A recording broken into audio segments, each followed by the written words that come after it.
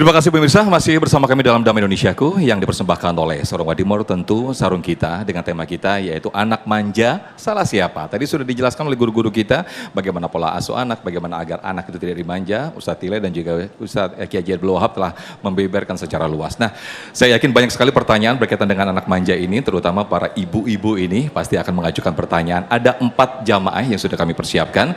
Yang pertama atas nama Ibu Nur Asia. Boleh berdiri Bu Nur Asia untuk mengajukan pertanyaan yang mana? Silakan Ibu, nanti akan dijawab oleh Ustadz Tile.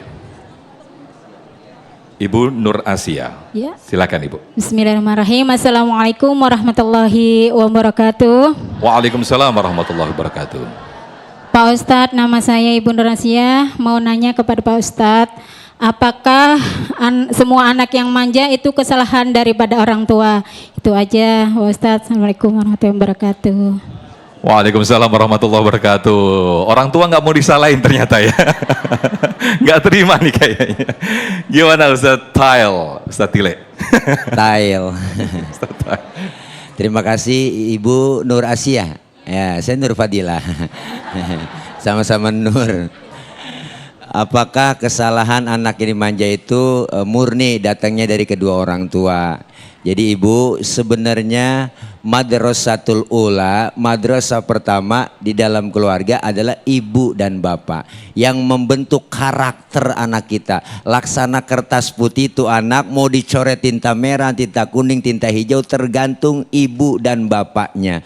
Maka lebih dominan anak-anak kita yang manja dibentuk karakternya melalui ibu dan bapaknya. Jadi jangan menyalahkan orang lain, jangan menyalahkan lingkungan sekitar. Kalau lingkungan sekitar itu mungkin kita bisa redam, mungkin kita bisa batasi. Tapi yang pertama adalah ibu dan bapak. Tadi sudah disampaikan oleh guru kita, Kiai Abdul Wahab, itu jelas runtunannya bagaimana pola mendidik anak melalui Islam. Tadi saya sudah bilang juga bagaimana mendidik anak kita dari umur 1 tahun sampai 7 tahun. 7 tahun sampai ke 14 tahun jadikan dia apa? 14 tahun terusnya sampai dia dewasa dan remaja jadikan dia seperti sahabat, teman, tempat curhat, diajarkan dan jangan sampai dikeraskan lagi. Udah nggak saatnya ketika anak kita sudah remaja itu kita pukul.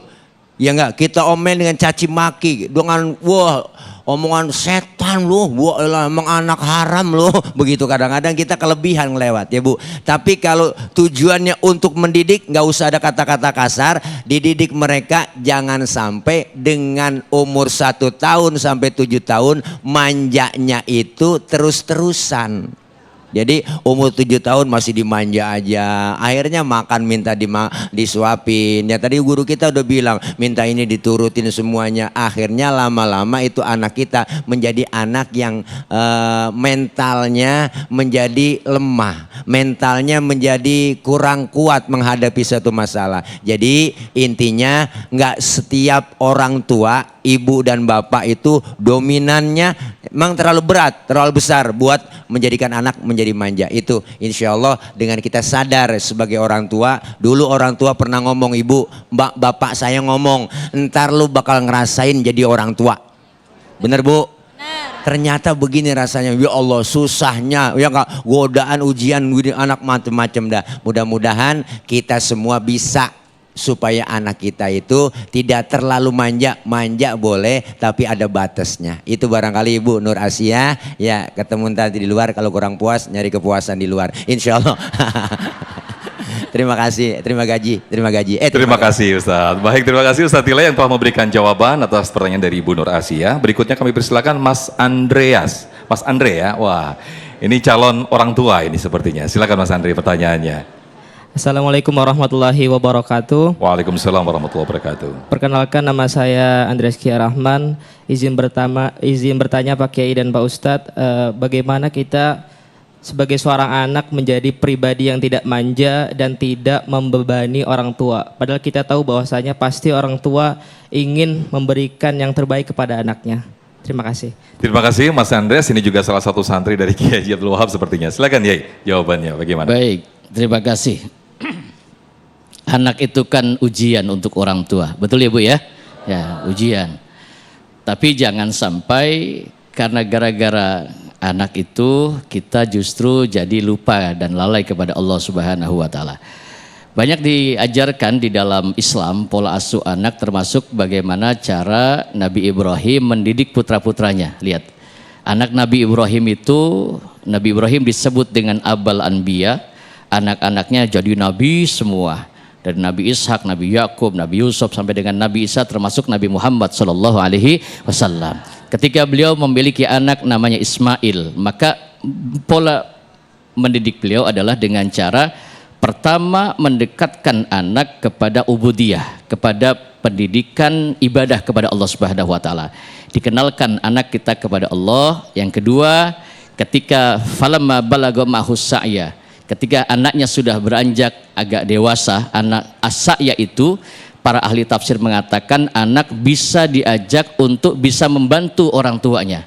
Anak itu diajak untuk bisa membantu orang tuanya. Maka ketika anak sudah beranjak usia as-sa'ya, maka Nabi Ibrahim alaihissalam mendidik anaknya dengan mengajarkan untuk mandiri, diajak anaknya untuk menggotong batu-batu ketika beliau membangun Ka'bah. Maka sampai Allah tegaskan wa id yarfa Ibrahimul qawaida minal baiti wa Ismail. Ketika membangun Ka'bah Nabi Ibrahim, yaitu dengan putranya Ismail. Berarti ini orang tua yang coba ngajak anaknya dalam hal beribadah kepada Allah Subhanahu wa taala. Demikian juga dengan contoh-contoh yang lain agar menjadi anak pribadi yang mandiri. Salah satunya adalah kalau ibu nggak bisa mendidik anak, bapaknya pun sudah tidak bisa mendidik anak, artinya kemampuan daripada orang tua itu kurang, maka ya salah satu solusinya adalah dengan memasukkan anak ke pondok pesantren. Itu adalah yang paling tepat dan yang paling aman, insya Allah. Demikian.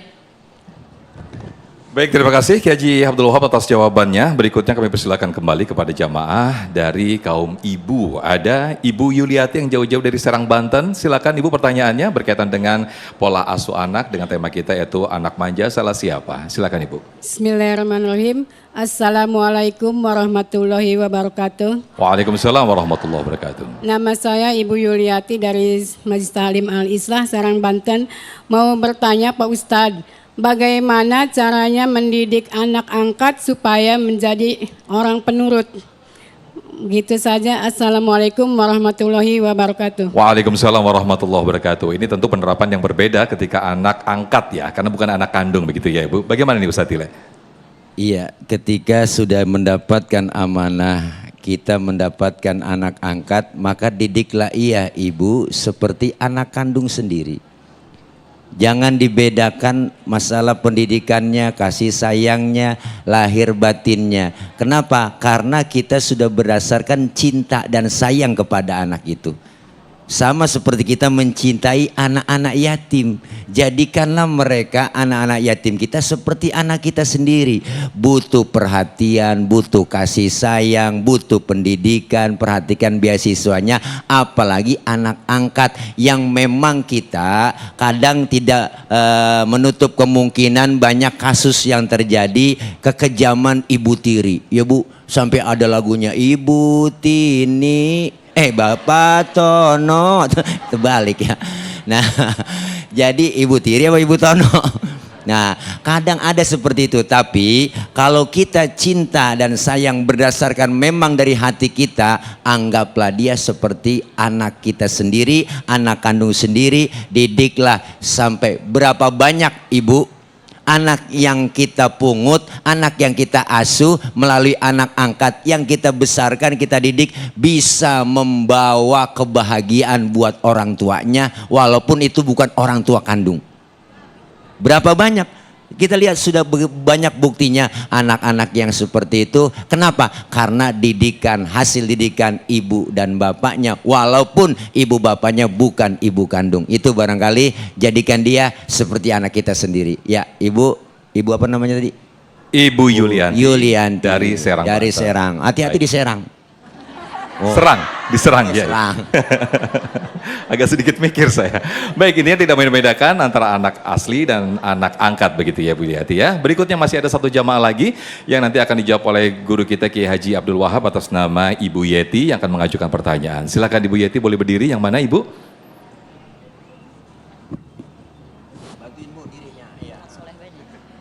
Cek. Assalamualaikum warahmatullahi wabarakatuh. Waalaikumsalam warahmatullahi wabarakatuh. Saya Ibu Yeti Sayyidi Tamsir dari Majelis Al-Barokah, Jakarta Barat. Ingin bertanya Pak Ustadz, salah satu dari anak saya ada yang manja Pak Ustadz. Mohon solusinya.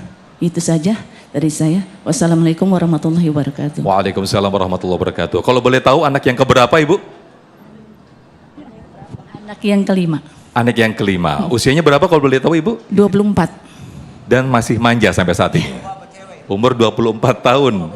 Cowok, laki atau perempuan? Laki-laki. Laki-laki. Bagaimana nih Kiai? Atau dimasukkan pesantren aja nih Kiai?